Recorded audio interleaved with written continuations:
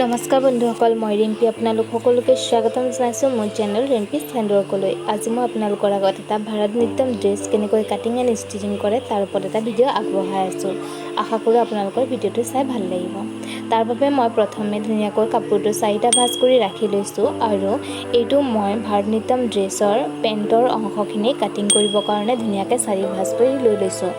আৰু এইখিনি লেন্থটো মই লৈছোঁ 12 ইঞ্চ আৰু ধুনীয়াকৈ মাজত এটা চিন দি লৈ পেলাই সমানকৈ জোখটো লৈ লৈছোঁ। আৰু এনেকুৱাকৈ আপোনালোকে প্ৰথমে পেণ্টৰ অংশটো কাটিং কৰি ল'ব।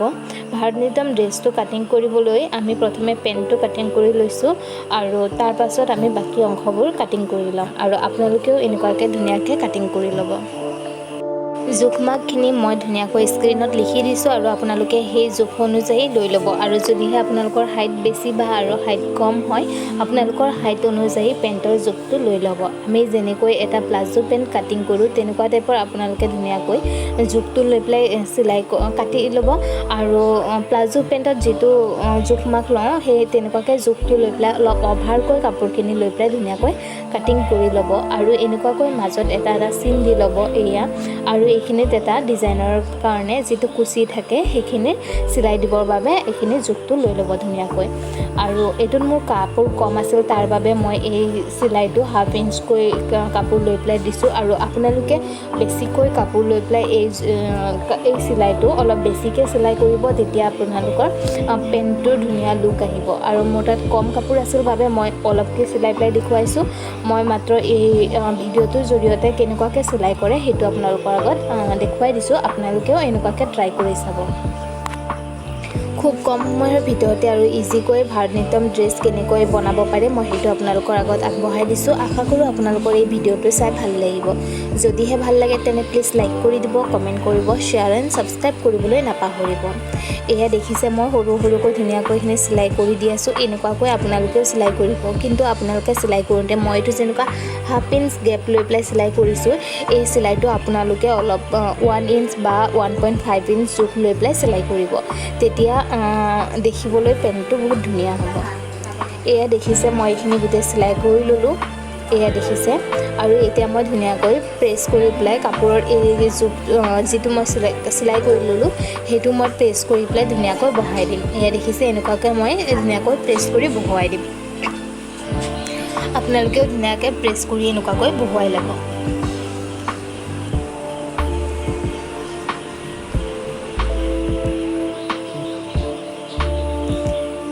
এয়া মই ধুনীয়াকৈ এইখিনি প্ৰেছ কৰি ল'লোঁ।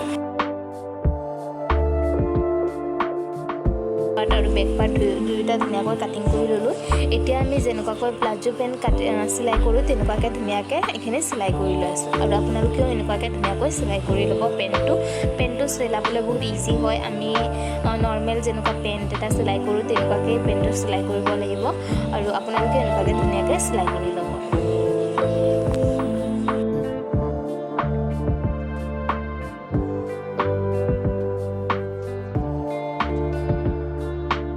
যদিহে আপোনালোকে ফাৰ্ষ্ট টাইমৰ বাবে মোৰ চেনেলটো চাই আছে তেনেহ'লে প্লিজ ছাবস্ক্ৰাইব কৰি দিব আৰু কাষতে থকা বেল আইকনটো প্ৰেছ কৰি দিব। তেতিয়া আপোনালোকে মোৰ নতুন নতুন ভিডিঅ'বোৰৰ ন'টিফিকেশ্যনবোৰ পাই যাব। আৰু কমেণ্ট বক্সত কমেণ্ট কৰি জনাব আপোনালোকৰ কেনেকুৱা ধৰণৰ ভিডিঅ' লাগে, মই সেইবোৰ দিবলৈ চেষ্টা কৰিম। আৰু যদিহে ভিডিঅ'টো কিবা বুজি নাপায় তেনেহ'লে মোক কমেণ্ট বক্সত কমেণ্ট কৰি জনাব, মই সেইবোৰ বুজাই দিবলৈ চেষ্টা কৰিম।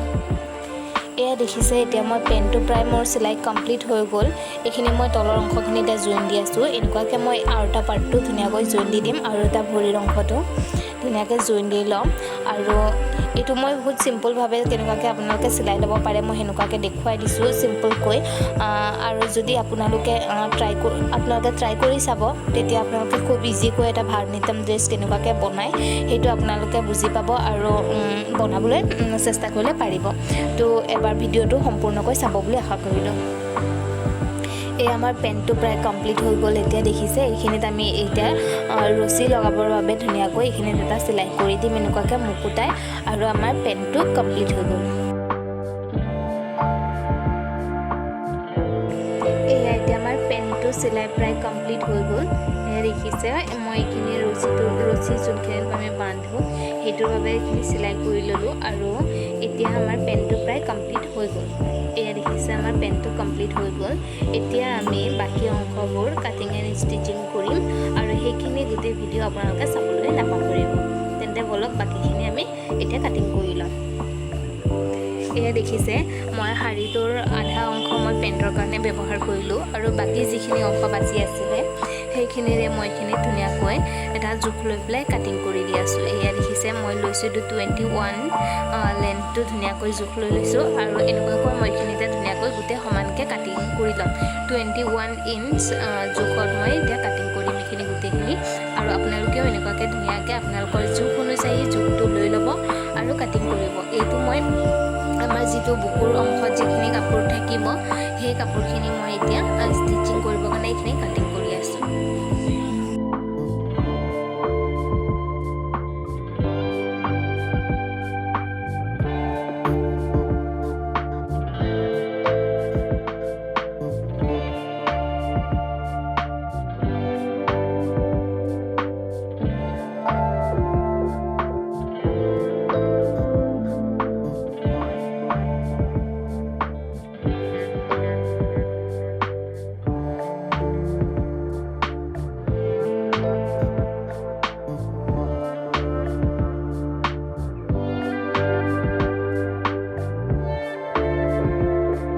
মই এইখিনি ধুনীয়াকৈ এতিয়া কাটিং কৰি ল'লোঁ আৰু এতিয়া এইখিনি মই ধুনীয়াকৈ এনেকুৱাকৈ এটা ভাঁজ কৰি ল'ম। যিটো আমি চাদৰ মেখেলা বা শাড়ী পিন্ধিলে আমাৰ বুকুৰ এইখিনি যিখিনি আমি কাপোৰ ধুনীয়াকৈ ভাঁজ কৰি লওঁ তেনেকুৱাকৈ এইটো ধুনীয়াকৈ ভাঁজ কৰি ল'ব আৰু ধুনীয়াকৈ এইখিনি চিলাই কৰি ল'ব। এয়া দেখিছে মই কেনেকুৱাকৈ ভাঁজ কৰিছোঁ আৰু এনেকুৱাকৈ আপোনালোকেও ভাঁজ কৰি ল'ব। কৰি লৈ পেলাই ধুনীয়াকৈ এইখিনি মিলাই পেলাই এটা চিলাই দি ল'ব। এনেকুৱাকৈ ধুনীয়াকৈ মিলাই ল'ব যিমানখিনি লাগে। এয়া দেখিছে মই যিটো ফটোত দেখুৱাই দিছোঁ জেগাখিনি এইখিনি অংশ ৰেডি কৰি আছোঁ আমি এতিয়া আৰু এনেকুৱাকৈ ধুনীয়াকৈ ভাঁজ কৰি লৈ পেলাই ইয়াত মই 3টামান চিলাই দি দিম। এয়া দেখিছে মই কেনেকুৱাকৈ ভাঁজ কৰি লৈছোঁ, আপোনালোকেও এনেকুৱাকৈ ৰেডি কৰি ল'ব। এয়া মই এইখিনি 3টামান চিলাই কৰি ল'লোঁ আৰু যিখিনি বেছি অভাৰ কাপোৰ বাচি আছিলে সেইখিনি মই এতিয়া কাটি উলিয়াই লৈছোঁ ধুনীয়াকৈ। আৰু এইখিনি আমাৰ এতিয়া প্ৰায় কমপ্লিট হৈ গ'ল। এইখিনি যিখিনি বাহুৰ অংশ আছে সেইখিনিত আমি এতিয়া বেলেগ কাপোৰ এটা জোৰ দিম। তাৰপাছত আমি যিটো এয়া দেখিছে এইখিনি মই এইখিনি জোৰ দি আছোঁ। পিছফালে যিটো আমাৰ আঁচল বুলি কয় আঁচলটো থাকে তেনেকুৱাকৈ আমি এইখিনি অলপ অকল বৰ্ডাৰটো কাটি পেলাই জইন দি দিছোঁ আৰু এইটো আমাক আঁচলৰ লুকটো দিব। এয়া এইখিনি আমি এতিয়া কমপ্লিট কৰি লৈ চিলাই পেলাই ধুনীয়াকৈ এতিয়া আমাৰ ধুনীয়াকৈ বুকুৰ অংশখিনি যিখিনি কাপোৰ আছিলে সেইখিনি চিলাই পেলাই এটেচ কৰা হৈ গ'ল। এনেকুৱাকৈ আপোনালোকে ধুনীয়াকৈ এটেচ কৰি ল'ব আৰু খুব কম সময়ৰ ভিতৰতে আৰু ইজিকৈ এটা ধুনীয়া ভাৰতনাট্যম ড্ৰেছ আপোনালোকে বনাই ল'ব পাৰিব।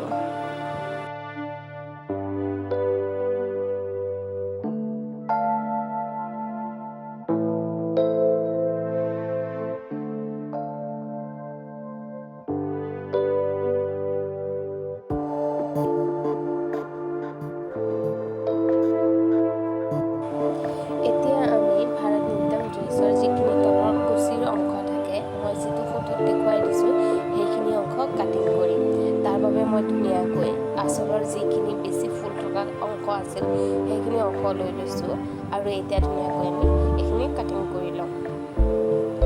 এই কুচিটোৰ বাবে আপোনালোকক যিমানখিনি লেন্থ লাগে সেই অনুযায়ী আপোনালোকে জোখটো লৈ ল'ব। জোখটো লৈ পেলাই ধুনীয়াকৈ কাটিং কৰি ল'ব।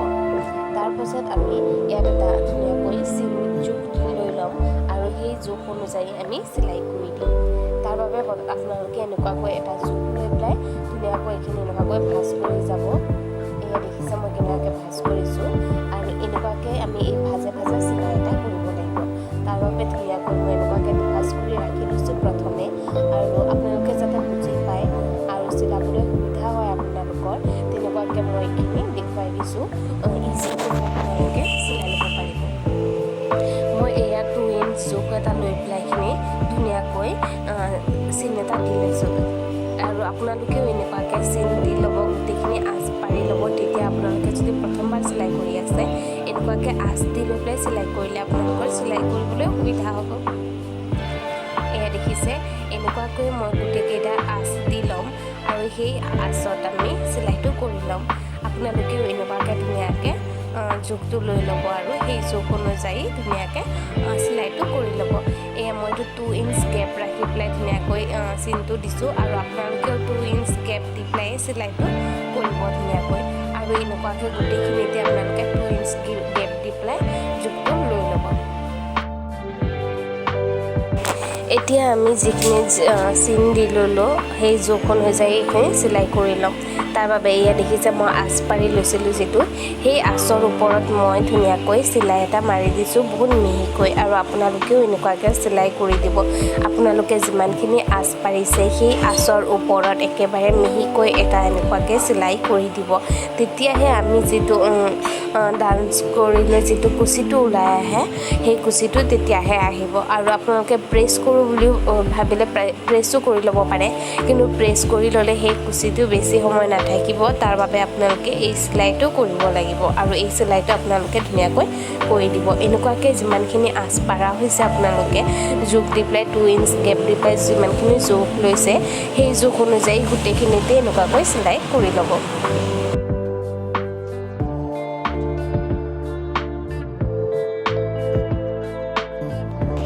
এয়া দেখিছে মই গোটেইখিনি চিলাই কৰি ল'লোঁ এয়া আৰু এনেকুৱাকৈ চিলাই আপোনালোকে কৰি ল'ব ধুনীয়াকৈ। তাৰপাছত বাকীখিনি অংশ আমি কমপ্লিট কৰিম।